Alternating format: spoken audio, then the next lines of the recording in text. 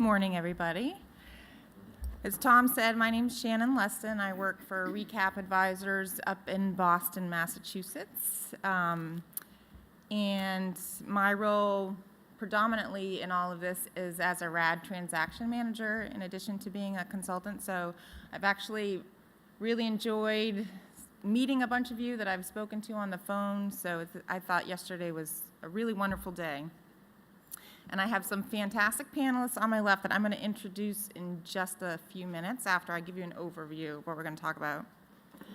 So yesterday, the information, you guys were just bombarded with a lot of great RAD sort of technical assistance.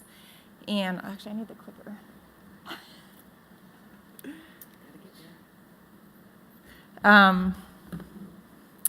And a lot of it had to do with components of the financing plan, submitting your CNAE tool, your environmental report, site neighborhood standards, fair housing issues, that type of thing. And I think really the main takeaway from yesterday was read everything. Like, everything has a notice to go with it. Just read it all, which can be a little bit overwhelming. But there are actually things that an agency going into the RAD conversion needs to contemplate and make decisions about that you won't find outlined in any HUD notice. So that's really what we're going to talk a little bit about. And they have to do with preparing for organizational change. And these decisions, so what I've seen where PHAs get sort of tripped up is that they wait too long to make some of these decisions, or they don't realize they have to be made, you know, even before, well, definitely before closing, but even prior to submitting your financing plan. So we're going to talk a little bit about those decision-making processes. All right. So tiny over there. Okay, so I'm going to introduce my panelists. To my left, I have Sheila Jones, and Sheila is the president of Selenium Properties. It's a consulting firm. And she also is a RAD transaction manager as well, and sits on the Board of Commissioners for Charlotte Housing Authority. And to her left is Joyce Floyd, and she is the Vice President of Strategic Planning and Development at Knoxville's Community Development Corporation. And to her left is Nicole Wycliffe, Director of Asset Management in Fairfax County Redevelopment and Housing Authority. So we're very pleased to have them, and we've had some conversations prior to today, so we're going to touch on a few of those topics. Okay. So we're going to zoom way out from the, you know, the 30,000-foot view, which, and we're going to make some assumptions here before we dive into the decision making. So you're a PHA, you've decided to pursue RAD, you've completed your feasibility analysis, and you've evaluated other options, Section 18, mixed finance, whatever other options you might have thought about. You've talked to a lot of other PHAs, you've attended multiple conferences. There's some guiding principles that you've put in place, and maybe even redefined your agency's mission statement. And then there's, I think it was another theme of yesterday running through the course of the day, which is then your really critical step in a RAD conversion is to communicate as early, as often, and effectively with all your stakeholders. And that includes your board, the residents, the local government officials, and actually your PHA staff. And the key to all of that is to get buy-in. So I'm going to turn to my esteemed panelists and ask them to talk a little bit about the transition from public housing to RAD and how did they communicate that? How did they get the buy-in from all of their stakeholders? And in our prior conversations, thing that stood out the most was, and might be sort of a surprise, but the stakeholder buy-in that created the biggest challenge was actually the staff. And so we're going to hold on to that discussion till later in the presentation. We'll get into a little dive deeper into that. But Sheila, if you can talk to us a little bit about your experience getting the board on board and and any main issues with the residents, concerns they might have had. Sure. So to go back, am I on? I'm on. Charlotte's transaction, we converted almost 4,000 units, 3381 to be exact. And we did it, and we're in the process of completing the final phase, but we did it over a few different phases. Our first phase was a 9% tax credit new construction, and then we converted our mixed finance developments, and then we did subsidy only for those developments that didn't require any major rehab. And then our final phase, which is really 2 phases, but our final phase is a 4% bond deal. We had a pretty large project that we're going to do major rehab. And then we do have some vouchers that will do transfer of assistance that we aren't using just yet. So that's kind of the summary of what our transaction has been. And I would say in going through this process, we started out trying to educate the residents first. I think that was trying to help the staff the residents to understand that there wasn't going to be a major change for them in terms of what they were receiving, and the benefit in the housing was actually going to be improved in some cases. And so we spent a lot of time meeting with the residents, meeting with RAD, giving them information, giving RAD information to provide to the residents. So that process has never stopped. So we did that throughout the application phase. We did it as we were closing deals, and we still continue to have conversation with the residents about what RAD is as questions come up. I don't think that at this moment we're not doing intensive deep dive conversations with the residents, but I would say in Charlotte we didn't have any major resident challenges.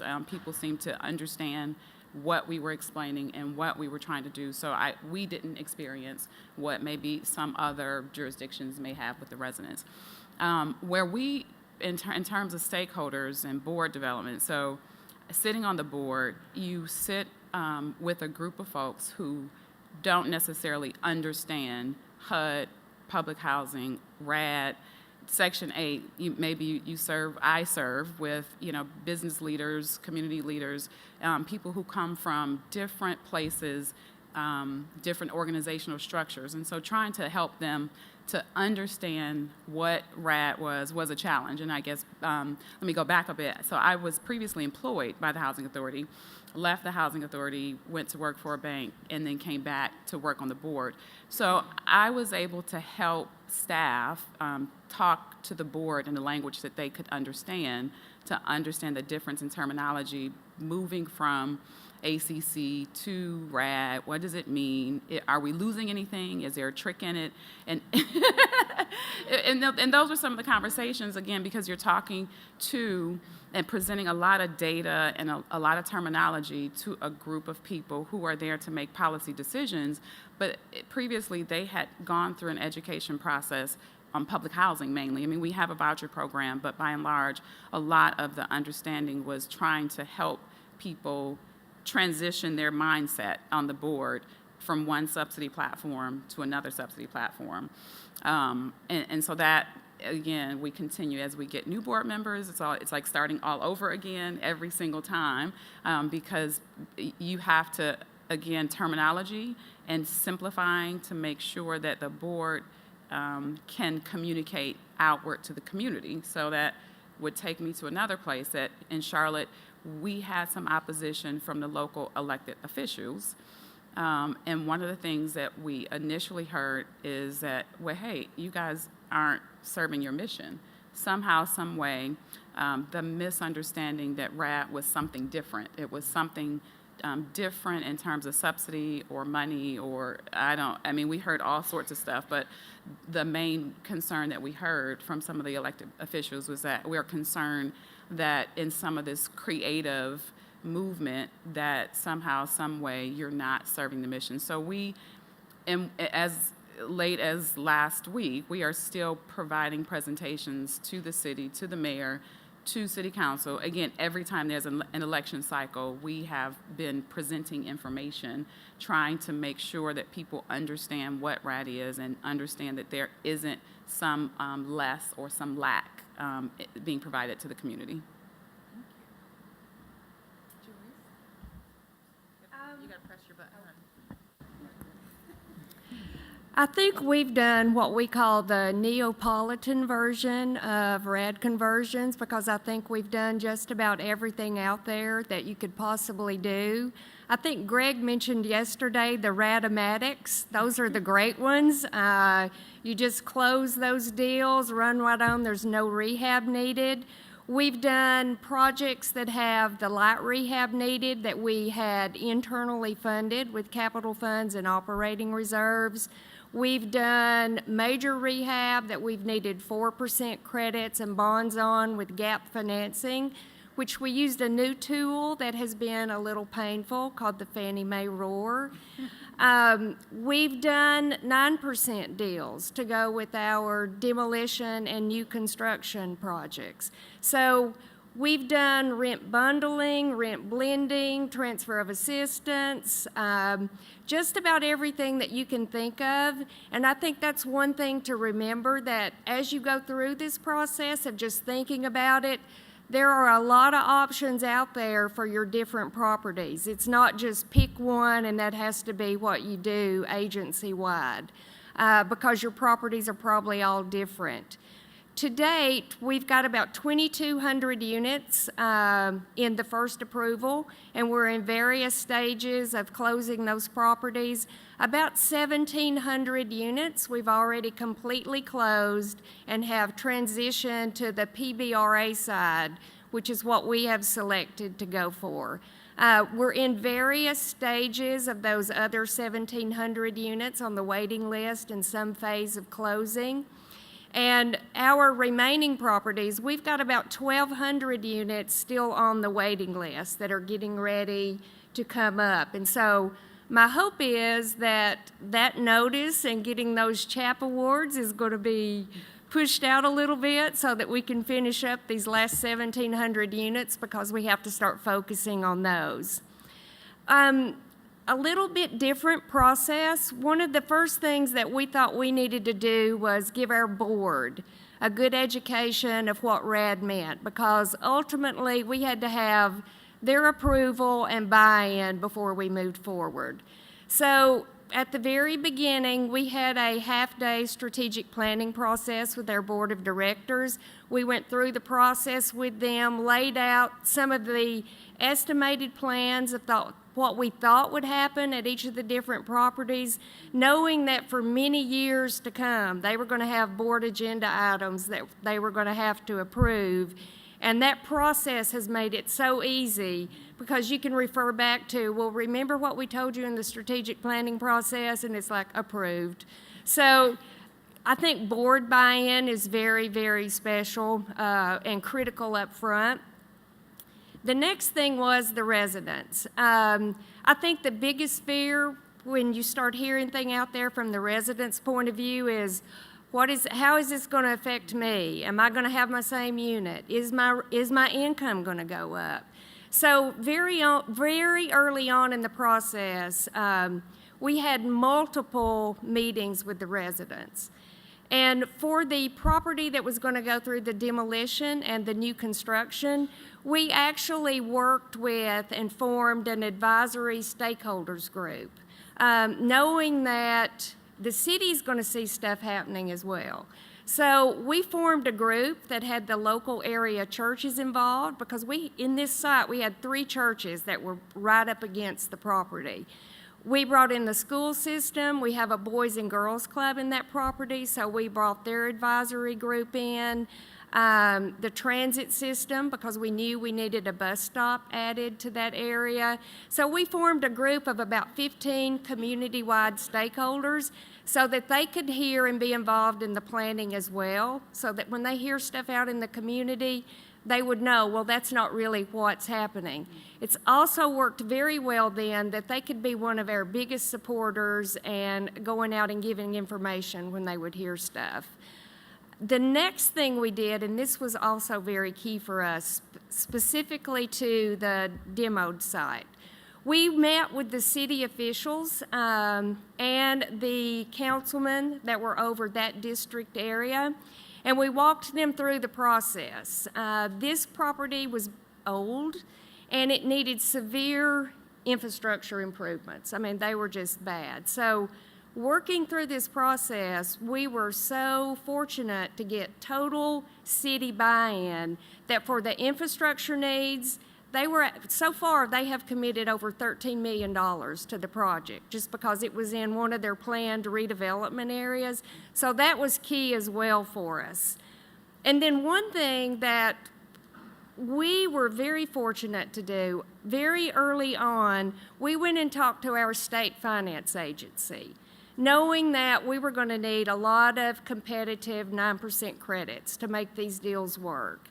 So we went through an educational process with the state finance agency as well, and were actually successful once they saw the need for a 9% credit to make these work. For 2 years, we actually were granted a 30% RAD set aside for 9% credits. That was huge for us because on this project, so far we've got 4 9% deals, 4 years in a row. So that was key.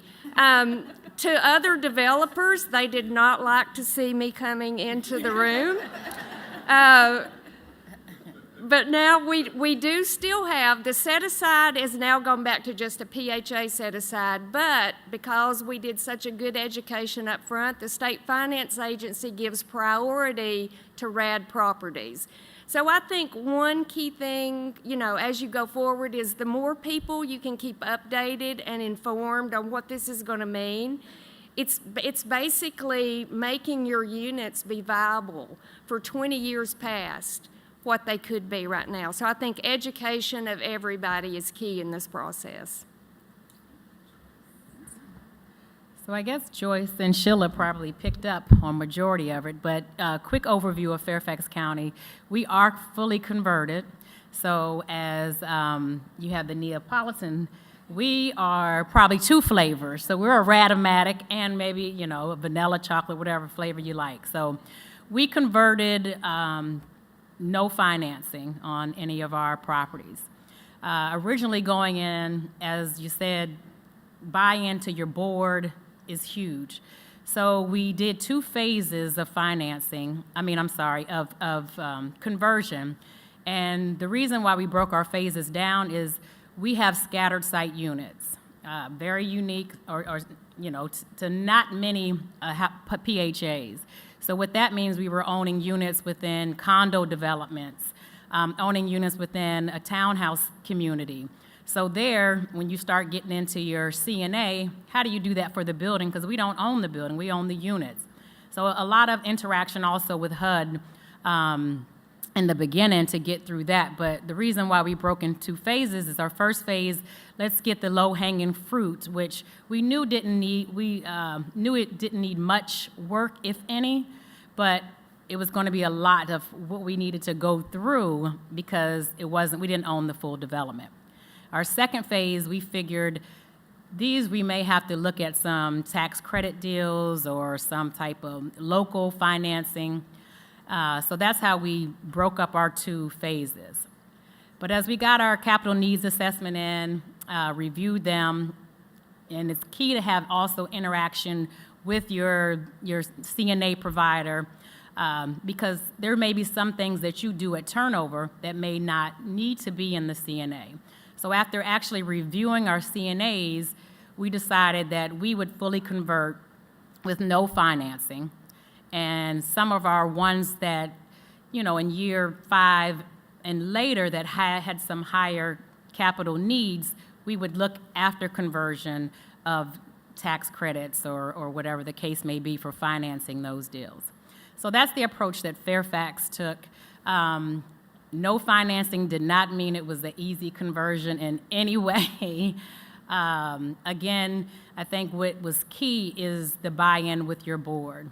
Our board, majority of our board has been there on the board serving for a long time, so they're very familiar, and we are a move-to-work agency, so we did choose PBV, and we have PBV units already. We have PBRA units, so they were already pretty much familiar with PBRA and PBV, but of course they weren't familiar with RAD. Fortunately for us as well, we had previous HUD person that serves on our board, a couple of them, so the buy-in from them, they had that great understanding for any of the other board members that not necessarily didn't have the buy-in, but just didn't have the understanding. So that was probably, it wasn't a challenge, but it's key. It's starting that early before you even get out and having your resident meetings is the buy-in from the board. For us, we had to weigh the pros and cons of PBRA and PBV. Pretty much being a move-to-work agency, it was a no-brainer for us to continue to have the PBV option on our voucher side and on our RAD converted unit side. And then we got out, met with the residents throughout the process, and pretty much what we saw was, will our rent increase? Do we have to move out of our units? What's the changes for us? So pretty much when we explained that it would be, for the most part, a seamless change, you didn't have any concerns. Then it quickly shifted into once they knew that there was an option in a year that you could possibly get a voucher and go to the top of the list. Oh, that was all of the questions. I mean, it became a HCV meeting at that time. So, so of course, with that option within a year, they had the opportunity to go to the top of the list, upon if we had vouchers available. So with us, although we did no financing, we did have some rehab work, few million or so, but we were able to fund that either through CDBG, home, or some local funds that we already had in the project. Fantastic. Thank you very much. Okay. All right, so now we're going to zoom in a little bit. So we've got community stakeholder support, board buy-in. The residents are all on board. You've developed your project timeline and your priorities, and maybe you've evaluated, whether or not you're going to bring in a development partner on some of these, or self-manage, or do a third-party management agent. And then Nicole touched on it a little bit, but now yesterday Greg mentioned that at certain points they feel like they've got PHAs saying, just make the decision for us. Should we do PBRA or PBV? And for some PHAs, it's a simple decision. They know what they want to do. For others, it takes a lot of weighing the pros and cons and talking to other folks who have been through the transition. And ultimately, that decision, as you heard yesterday, has to be made early on because it will impact your environmental review, parts of your financing plan submission. So this is really, I think, in the blocks that might have been in the first 30 to 45 days or thereafter that you needed to make that decision. So right now I'm just going to briefly touch. I want this panel to be mostly about you guys hearing from them, but I do want to give you a little bit of background, and maybe I shouldn't really label it as advantage and disadvantages, but more so the differences between the two programs. And there is a guide, I think that Greg pointed out, on the resource desk that's being updated. So you can look forward to seeing that. But just very briefly, so for PBVs, the regulations for PBVs, as most of you are familiar with, are under 24 CFR Part 983, and there are some exceptions for RAD deals. They do your oversight remains with PIH, although it's probably going to be a different group of folks, but you will remain under the PIH, Public and Indian Housing.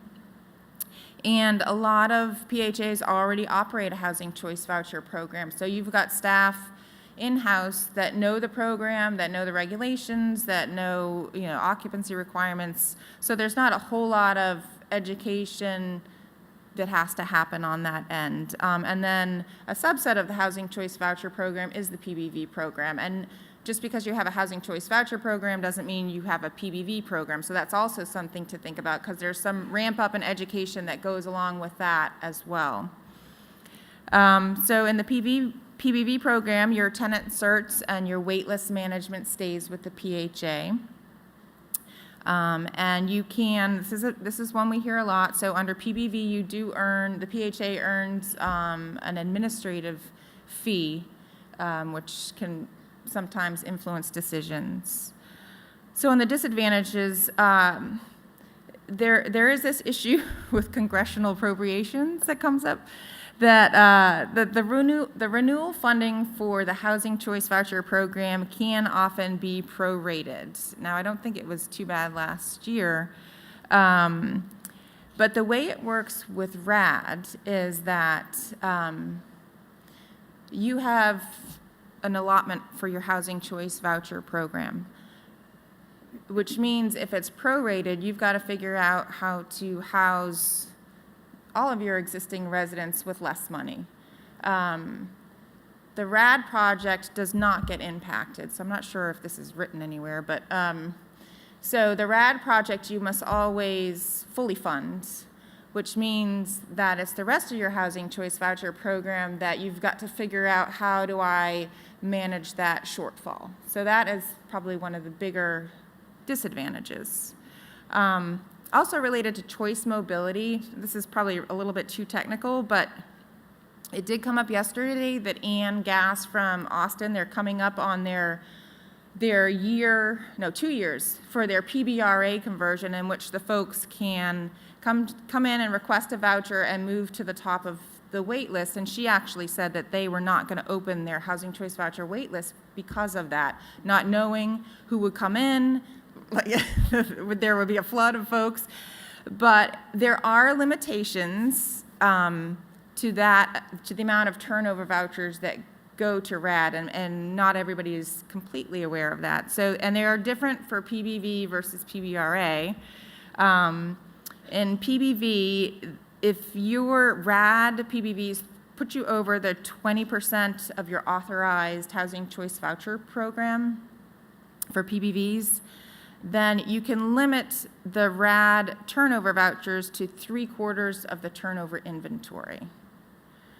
So the best way for a comparison on the Pbra side, which you'll see in a minute, is that that's limited to 1/4 as opposed to 3/4. And on the Pbra side, you have a choice of, the PHA has a choice. If you don't run a Housing Choice Voucher Program, you can get exempted from the choice mobility provision, or you can partner with another PHA that has a Housing Choice Voucher Program. So either one of those will satisfy that. Okay, and then for Pbra, so one of the biggest advantages when you ask PHAs why they made that decision, it has to do with congressional appropriations. Pbra is viewed as a more stable source of funding because in the history of the Pbra program, Section 8 HAP contracts have always been funded at their current levels. So that makes a big difference. There's also this piece about rent caps, and again, this might be a little in the weeds, and you can talk to me later about it, but when you're setting your RAD rent, in the unlikely circumstance that your RAD rent level exceeds, and it does happen, I've seen it happen, exceeds 120% of the FMR, you can actually have RAD rents that go up to 150% of FMR if you can support it with a rent comp study, and I have seen that happen. So that is another advantage of Pbra. Again, I spoke about the choice mobility. There's also a project cap on Pbra choice mobility, so within your property, you can limit the turnover to 15% of the units, so that you're not going to have, a 50% vacancy because everybody's coming and getting a voucher. The disadvantages for PBRA, and we'll get into some of the more complicated things with Joyce later on, is you're switching from PIH to multifamily. It's a huge commitment of time and energy. It's a huge organizational change, as you heard a little bit from Ann Gass yesterday. Onboarding to the multifamily secure systems, converting from PIC to tracks, is extremely challenging. Not going to sugarcoat that at all. And there's a whole new set of management and occupancy policies that your staff will need to learn. So there's a whole lot more HUD handbooks that you get to read. Okay, so now we're going to hear from our panel. We've got two PBVers on the ends and a PBRA in the middle. So we're going to hear about, whether it was a difficult decision to make. And if you chose PBRA, are you satisfied? So, Sheila? So it was not a difficult decision in Charlotte. We have done PBVs before, and we have a voucher program, so it was very easy for us to decide not to go PBRA. And so I want to go back to two things from earlier. So in Charlotte, we had CFFP debt. And so one of the things that you want to think about in the early stages is, where do you get the money to pay off existing public housing debt? And that can be a very big challenge for some agencies. For us, we're MTW agency, so we were able to figure it out financially using our MTW authority. But do remember when you have ECP debt or any kind of public housing debt that you're going to be required to retire that debt. And so what we did defeasance bonds, but we also have some FHA debt on two of our properties. So that became a little bit tricky for us financially, and again, just trying to figure that out. So again, not the PBV, PBRA, but it just kind of came to mind that that is something that you want to think about. And then the second thing on the previous slide, there was a decision factor of whether or not you want to self-manage, whether or not you want to self-develop. And we'll talk about this a little later when we talk about employees, but that's a decision that needs to be made kind of upfront, right? And you have to consider your staff capacity, skill set, and resources, time and money. Maybe you have enough people, but maybe you don't have the right people. Maybe you have people with a lot of passion who really want to support the vision of self-managing and self-developing, but the skill set isn't there. And that is a lot of housing authorities want to earn the fees. And in Charlotte, we do self-manage. We created a nonprofit affiliate development company, which most folk do have, with a tax credit deal. But we started out with our early Hope 6 mixed finance projects doing work with development partners, and then decided, as a board member, we decided to take the handcuffs off. We felt like we had enough experience with working with partners, and we felt comfortable with our staff level on the development side. So we're happy that we moved over to self-development. As it relates to self-management, this has been interesting in that we also created a nonprofit management company, which was new to us after RAD. We're not as happy with the progress, let me just say. So that's a nice way to say, because we have some great people on staff, people who really mean well by the organization, who work really hard, who were managing under the public housing platform, and really just trying to move the thought process, the mindset, and the culture to now you're working with a different platform, different sets of financials, different documentation, different partners, different questions from the board. Now, I didn't really want to know much about cash flow on the public housing projects, but now I want to know, what does your project performer look like? Where is my cash, and what are you meeting the objective that was set out? And that has been a bit of a challenge for some of the staff, and we'll talk about it later, but just going back to that self-manage versus self-develop, that's an early decision that should be made, and you have to really be honest with yourself as an organization. Not so much for the fees, because yes, we all want the fees, except you can create a larger disaster for yourself organizationally if you don't take some time to think through how you get there. Again, in Charlotte, we had experience working with development partners with several Hope 6 grants, so it wasn't new to us. But for a lot of people doing RAD transactions, first-time tax credit developments, it is new, and you have to really take that into consideration. Well, Sheila just said that the decision for them to pick PBVs was easy, and the decision for us to go PBRA was easy. And I'm sitting right between two PBV people. So one of the things, though, we did take it seriously up front. We have a housing choice voucher program of 4,000 units. We have a lot of project-based vouchers. So we knew how to operate that. However, regardless of which way we went, our public housing staff was going to have training. So updating that staff was going to be there regardless of which way we went.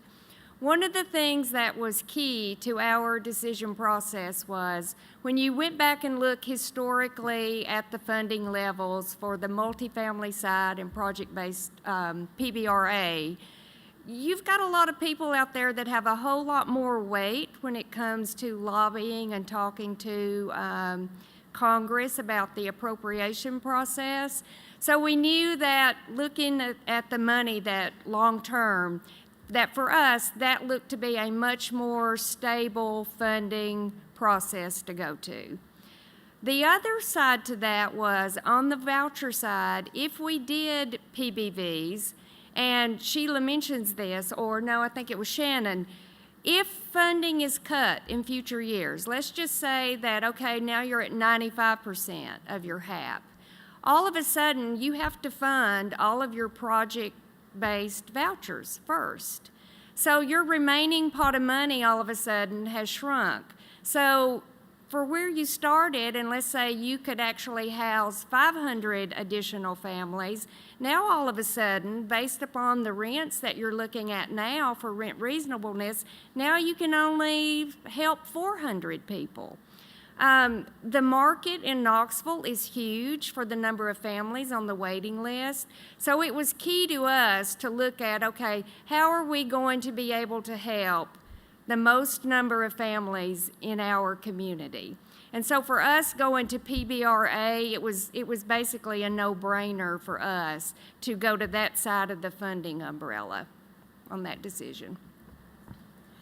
So as I previously said, with us being a move-to-work agency, although we did still look at the pros and cons of both Pbra and PBV, we figured, on the staffing side, it would be a huge change now if we're having the voucher side run under, one platform, and now we've got the RAD side running under another.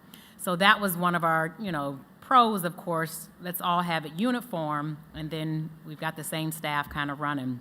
But also, for us, the fair market rents in Fairfax are much higher than the contract rents that, HUD provided to us from the year that we were getting, off the funding year. So that was a huge shock at first, because we originally, when RAD first came out, we explored it. We were going to jump in really quick, get our application in, and we got that shock of, no, you're not going to be funded at fair market rents. You're going to be capped at the contract rent from whichever year you were looking at. We didn't apply the first round. So we did get into the second round. We decided to go ahead and go forward. Mainly the reason for us to do RAD conversion was the flexibility coming out of Section 9, going into Section 8 for future redevelopment opportunities to increase affordable housing. And just to keep our projects up. Like you said, next 20, 30, 40 years, we don't typically sell off any of our assets. We keep them, and we want to continue to increase affordable housing. So our PBV option later on was easy because of the move to work piece, but again, we had to go to the board, we had to go to other staff, and why are we making this choice? So we had to weigh the options, Of course, the PBV has the admin fees, PBRA didn't. There was other pros to that. So that's pretty much how we looked at it, but at the end, for the move to work piece, really, solidified our decision.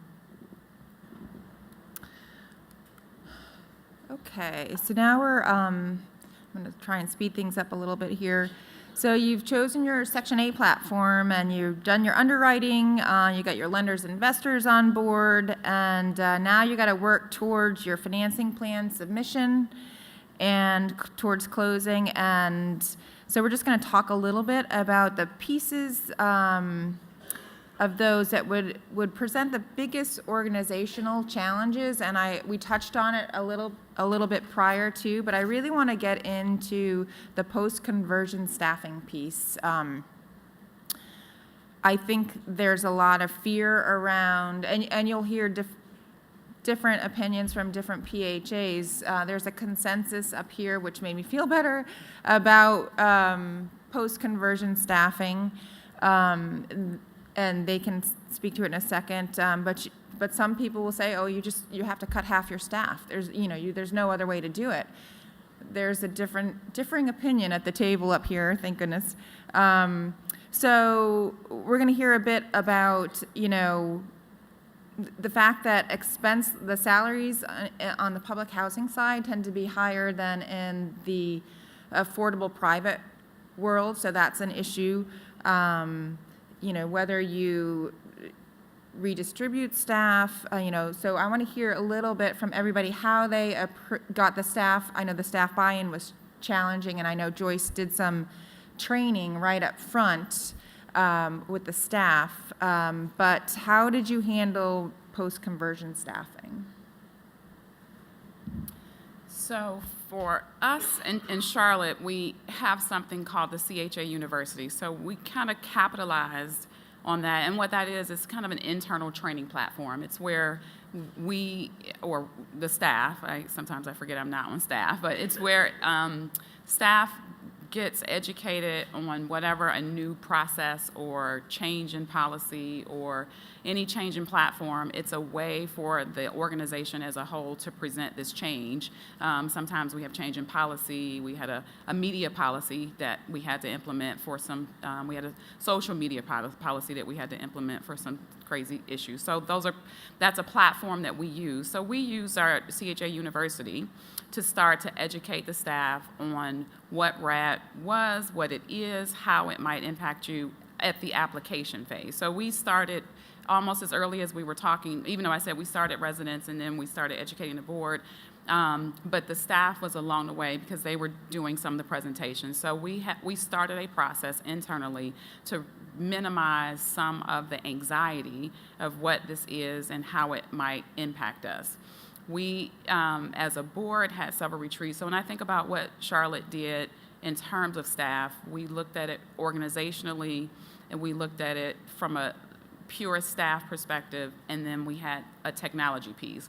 But all of that impacted employees. So organizationally, when I talk about how we created our affiliate organizations, the development entity already existed because we were doing mixed finance already. The management affiliate was newly created.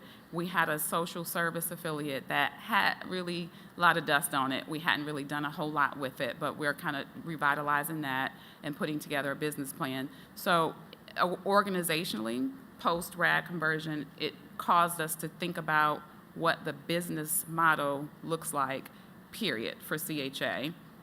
And then what that is driving are certain conversations about where does the staff sit, who employs which staff. So all of our property managers are employed technically. We have a cost share between CHA and its affiliates. So all the employees are still technically employed by CHA, but they're contracted out, if you will, to the various affiliates. So our management staff is contracted out to Blue Horizon, our management agent. Our real estate development staff is contracted out to the development agent. So again, in doing that, we started organizationally, created the organizations, looked at what the staffing plan should look like. We hired a consultant. Consultants are your friends. And so what we did is we did a complete study of salaries, org charts, and assessed what will we need in terms of staffing and roles and responsibilities to serve our organization post-RAD. And I'll shorten it for my other panelists, but the outcome of this study was we changed some job titles, we created new positions, we were able to assess some skill sets in certain individuals. So I mentioned earlier that our management transition has been a little painful, and that we learned that we had some employees that had some deficits. And so it was our intent, and still is our intent, not to have any job terminations. So we found that we have a few folk who haven't been able to step up to that particular task, but we found other places in the organization for them. And so again, that was part of working with the consultant to help us to understand what the org charts should look like and could look like. We did a compensation study, and so, again, staff gets happy when they believe that you are trying your absolute best to retain and maximize who they are in the organization. And then we also have and continue to look at employee development. And so that's where we are right now, is looking at how to develop staff and how to maintain the staff level that we have. One of the things that we thought about first was, this does not just affect the staff on site. Basically, because we were changing to Pbra, this started all the way from the executive director level all the way down through our entire organization. So up front, we knew that whether you were a VP or whether you were a maintenance person or whether you were in the accounting department, you were going to see some changes in how you had to perform your duties. So we looked at it up front from a total organizational structure. We did hire a consultant to come in and look at our current organizational structure, and then what should we look like as we move forward when we go to Pbra. One of the things we did first was we had multiple meetings with staff. And I will say that the staff was the biggest challenge probably that we faced on getting buy-in. We assured them that we are not going to lay anyone off due to this process. And we also pointed out through the educational process that, okay, we're going to the Pbra multifamily side. Bottom line is something we have to keep in mind. However, with the funding appropriations, the way it stood on the public housing side, it's like, it's not going to be any different over here. Your job probably has much more stability on this side of the umbrella than where we're standing right now. So we did a lot of education with our staff all the way down, looking. And so far, everybody slowly is buying into the process because we're having properties come online in stages. One of the key things for us was not only were staff learning the difference into the Pbra module, but a lot of our developments were going to have a tax credit overlay. Some of them were going to have Federal Home Loan Bank, which required additional reporting. So we knew that there's a lot of new things coming. So up front, we brought in consultants to help us through this process, but we started training up front on here's what the Pbra module looks like. Here's what tax credit module is going to look like. And then we actually tested through this training. We actually went through a testing process to see which of our property managers scored best for the financing side and the structure that we were going to fall under. That caused some shifting of people from site to site. Maybe if you scored really high on tax credits, you might have to move to another property. As you well know, or at least at KCDC, staff does not like to change properties. But they've bought into it. The ones that are 2 years down the road are now helping the ones that are just getting started coming up. I think ongoing training is key in this process. Just bringing people in. A lot of times, bringing somebody in to your agency sometimes is much more cost-effective than trying to send people out to all different places.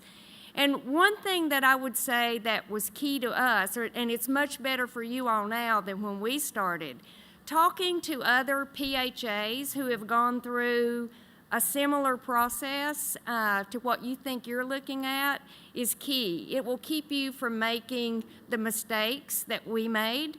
There's a lot of pain and bruising along the way, but once you get there and the staff gets acclimated to this new procedure, then that's just the way it is.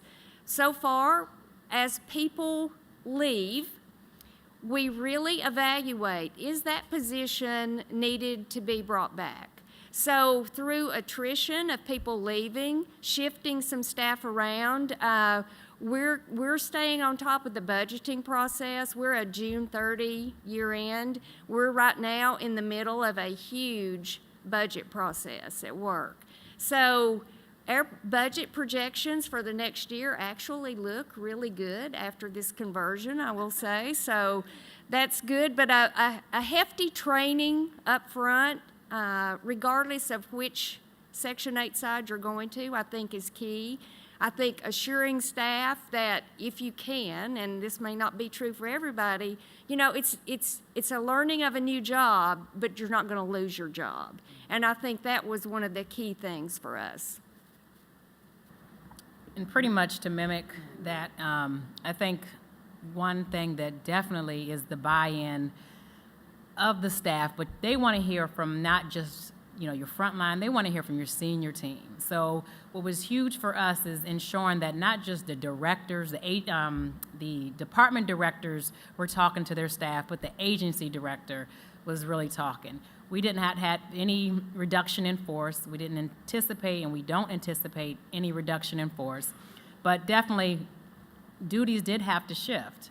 We had, fortunate for us, we were always big on training. So we already managed tax credit units. We have mixed use developments, which were layered with public housing and tax credit. So a lot of different staff, you know how the old days, I guess you work in silos. So we had certain people very versed in areas, but with this change now, we needed everybody on board to be trained, certified, or whatever the case may be in certain areas. So what we did is we looked at different PBV trainings. We ensured if they already worked on our tax credit properties, they had to be tax credit certified. So we just started really, ramping up our training, getting everyone trained, but talking to them. In the beginning, it definitely was very hard. We had the rumor mills going around of, okay, we're about to lose our jobs, this is going to change. None of that happened. Like I said, we're fully converted. We converted our last phase in December of last year. So right now, it's just a working experience because it didn't just affect your property management team. And we internally manage. We third-party some, but we've only internally managed our public housing, formerly public housing units. But it affects our property maintenance team. It affects your finance team. So it affects everyone because now everyone is picking up a load. What we did choose to do, as Joyce said, through attrition, now we go through and we really look at the vacant positions to see, can we hire this now? Can we afford to? Should we hold? What would our shift?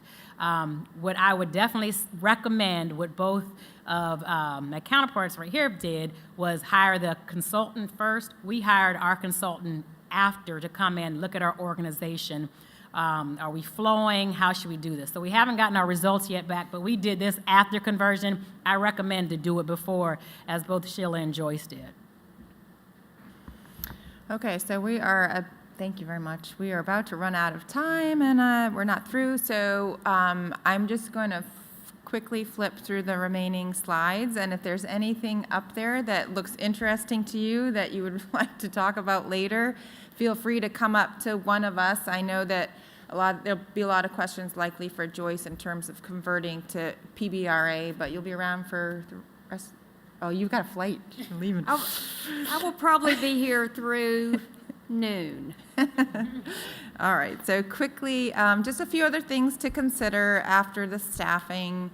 It does impact your financial operations. A conversion does, whether or not you can maintain your pilot, your real estate tax credit, tax pilot. You got to look at your property insurance. You're going to have reserve for replacement deposits that you didn't have before. You're going to have, there's a whole issue around recuperating lost PHA fees. There are very innovative ways of recouping those. But the biggest thing is that you actually have unrestricted cash flow, right? So this is the big thing about conversion, is that at the end, if you manage efficiently, you have unrestricted cash flow. And then going into writing your pro forma, something to really think about is that HUD's going to want to see a 20-year pro forma, and your coverage can't go below 1.0. So that really means that you've got to start out with an expense ratio of about 65%, which for PHAs, I think they start off around 75%. So that's something really to evaluate early on. And then the whole piece about converting to PBRA, when you do that, there's a whole multifamily system that there are various applications that you need to not only change your software, but learn all these systems that go along with it. Changing from PIC to tracks can be challenging, and the one thing I want to say here is that you should get training. That's today's word, training. You need to get training if you convert to PBRA. And there's a whole bunch of new forms that go along with that, and submissions, and creating bank accounts. There's a whole bunch of things that you need to keep in mind. Another thing I want to point out that's very important is that you need to keep track of your existing residents. At conversion, the residents that are in place get special occupancy provisions that you need to keep track of as long as they're living there. So that really addresses that. And then preparing for funding. I think someone might be talking about funding after us. But there's a whole process related to, you've got to know if you've got rehab assistance payments. When you're vouchering for Section 8, you need to voucher effective on the HAP day, but it has to be for zero funds. There's just a lot of intricacies to this conversion that you definitely want to get some training. And then finally, you cross the finish line of RAD. And there's some post-conversion changes that PHAs aren't used to. I made a mistake. REACT is not one of them because you're doing REACT now. But in the PBRA world, there's a different methodology for setting utility allowances. There's an annual submission to get an OCAF adjustment. You're going to have management occupancy reviews. There's just and I'll end with one of the things that sort of throws PHAs off is the reserve for replacement. The fact that there's an account established that you need permission, whether it's from your investors or definitely from HUD, most likely your investors. In order to do certain repairs to your property, you have to get permission up front. And PHAs are used to just being able to take their capital funds and do whatever repairs that they need done. So that's a difference post-conversion. All right, sorry we ran over, but I want to thank my wonderful panelists for being here.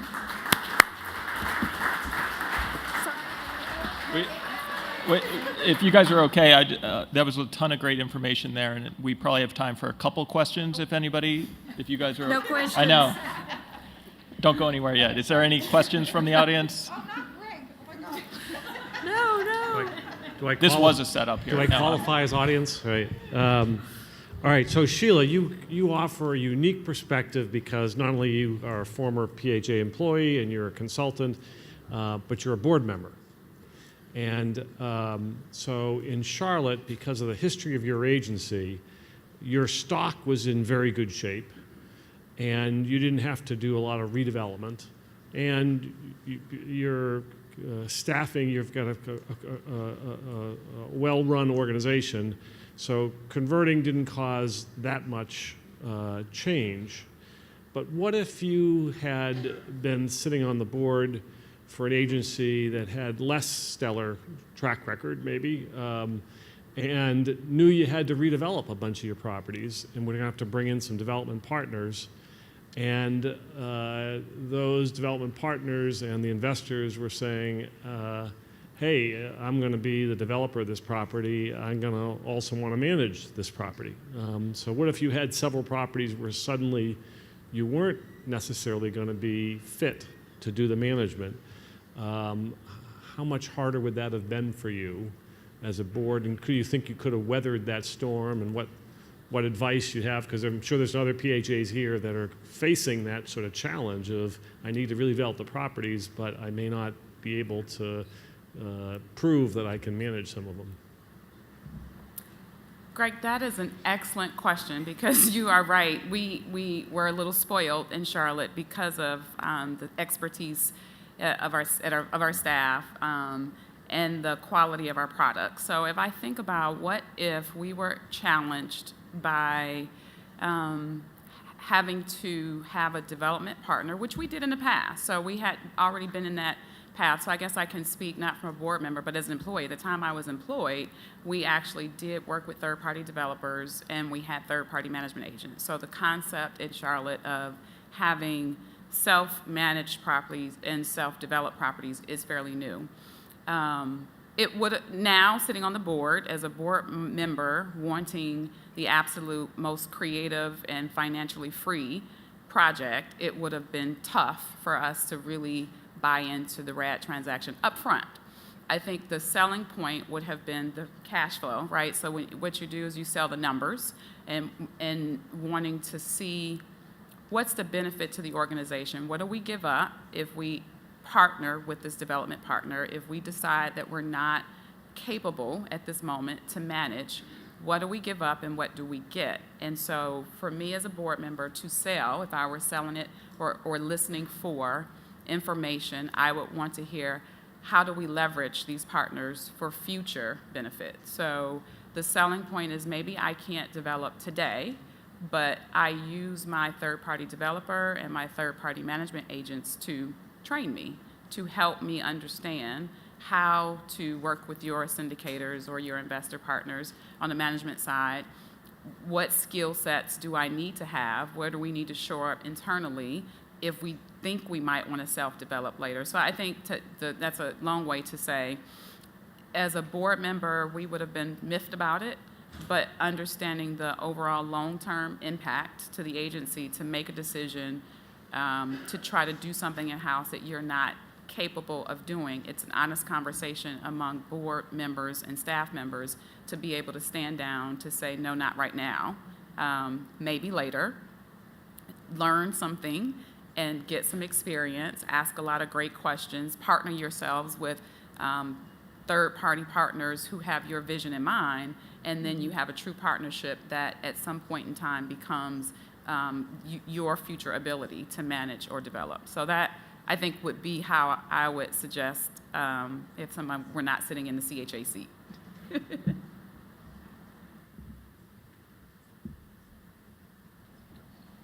Last question. Dick Santangelo, Apollo Engineering Solutions, great panel. So it's been said that there are probably a 10 to 15% improvement or reduction in operational expenses and administrative expenses once you make the transition. Have you all experienced, or are you at a point at which you've experienced those kinds of reductions in your operational costs and in your administrative costs, having made the transition to either PBV or PBRA? For Fairfax, as we did our budgeting, our performance before, we did the conversion, we knew that we had to get very tight. So we are seeing it with Gus. We just converted our second phase in December. We're at a year now for phase one, but that was only 300 of our 1,060 units. However, we are seeing the decrease on the admin side. Maintenance is going down as well, but with us, we adopted the Fairfax County purchasing guidelines. So that huge saving that we can get if we third-party managed on the maintenance side is not there yet. So we're still working through that, but we definitely have seen the reduction in the admin cost throughout. But again, it's very tight management. of the property management staff, my staff, the asset management staff, and the finance staff, just working in collaboration. I know Joyce has done a lot in energy, so Yes. We've done the energy performance contracting, the CFFP, so we always look at every available option out there to make our properties the best they can. On one of our properties that's been closed now almost a little over 2 years, we're coming up on our second full year in operations on the Pbra side, and the cash flow that we've got on that property now is very, very good. We actually surpassed what our budget projections were. Because of some of the rehab that we did on that, the utility allowances are going to decrease. That's another education thing that you need to take up with your tenants, because explaining to them that they're going to have less utility allowance, but their bill is also going down. We've seen a decrease in the maintenance cost just because of some of the stuff that we did up front. So we are seeing the projections of savings long-term in this conversion process. thank you. Thank you.